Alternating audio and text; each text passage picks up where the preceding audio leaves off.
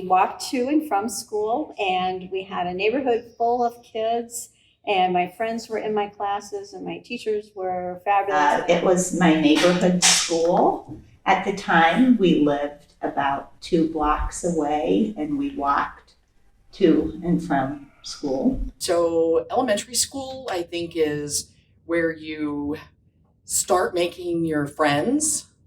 So I can remember that when I went to Belle Ryan, that I had all of these friends right there in my home school neighborhood.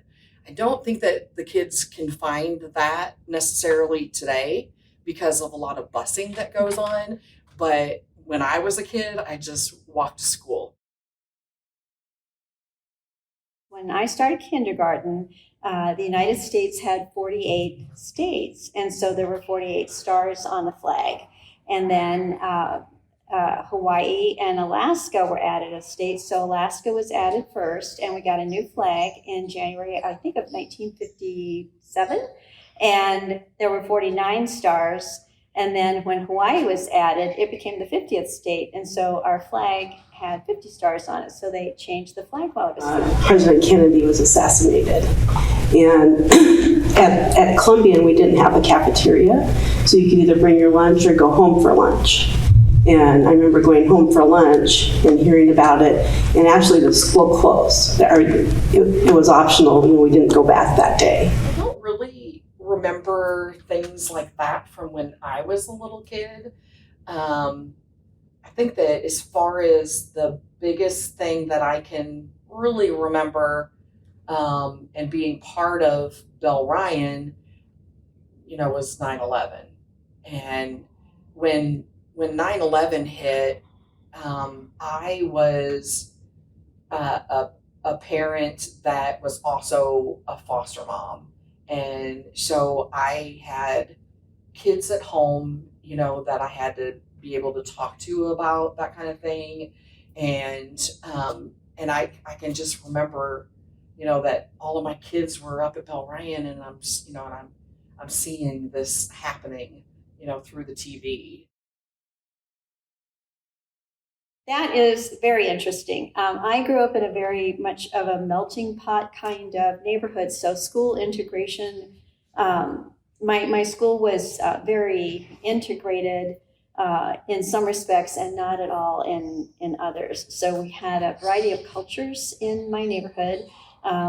We had a lot of Jewish kids, and we had a lot of Italian kids, and so we had blending, but no people of color. It changed when I was there. When I started, it was primarily Hispanic. Probably I would say like 98, 99%. And then during that time, we switched to being a dual language school. So our principal, Brian Dunn, when he was there, worked on developing this program and getting it implemented at Jackson.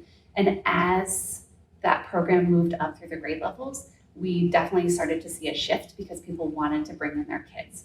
And so I know that the clientele and the demographic is very different than when I was there, but it is still a lot of a neighborhood school. I don't think a lot of people moved in, but there were a lot of parents who brought in their students because they wanted to. There wasn't a lot of buses. But the neighborhood school, the neighborhood kids that we service definitely got to see a different type of education, and being able to support a lot of them in their native and home language and being able to build up that biliteracy, I think was a great improvement that we were able to offer. Well, like I say, I think because it was small classes, there was diversity. There was one boy had polio. And then, like I said, there was the American Indian, and the Japanese. So the demographics, I can tell you that mostly we were Caucasian children going to Belle Ryan. I can tell you that's not the case for Belle Ryan today because people come from all over the city. I can tell you that a lot of it can be the Hispanic children coming into our schools. Most of the kids probably lived in the neighborhood and went to Dundee. And more of the diversity was coming from kids who were brought in. Like, I can remember sometimes there were kids like that were recent, probably immigrants, like a couple of times. And then there would have been like ESL programs. I can tell you field day.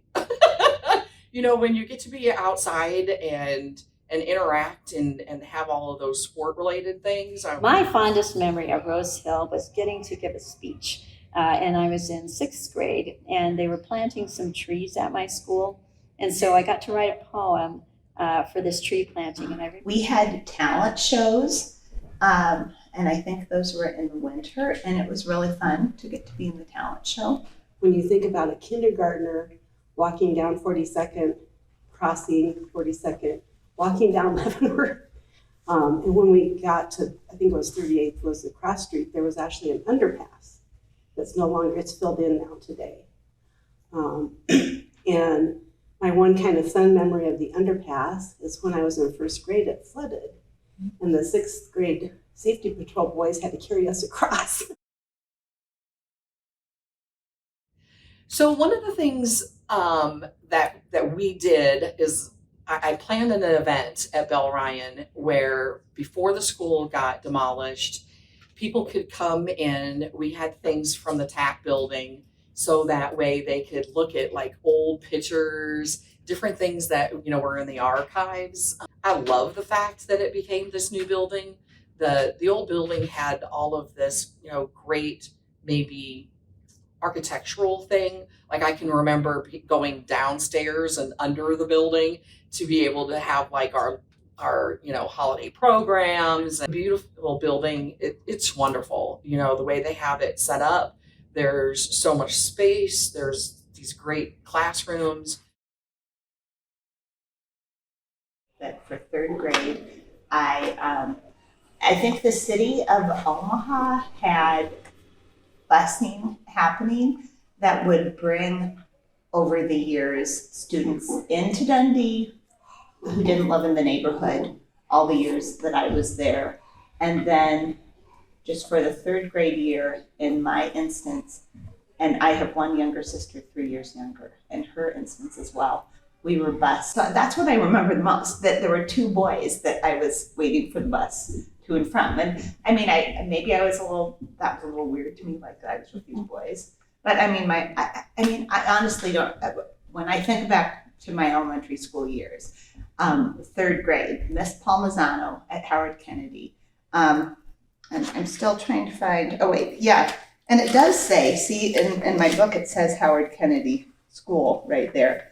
But Miss Palmisano was like one of my favorite teachers ever.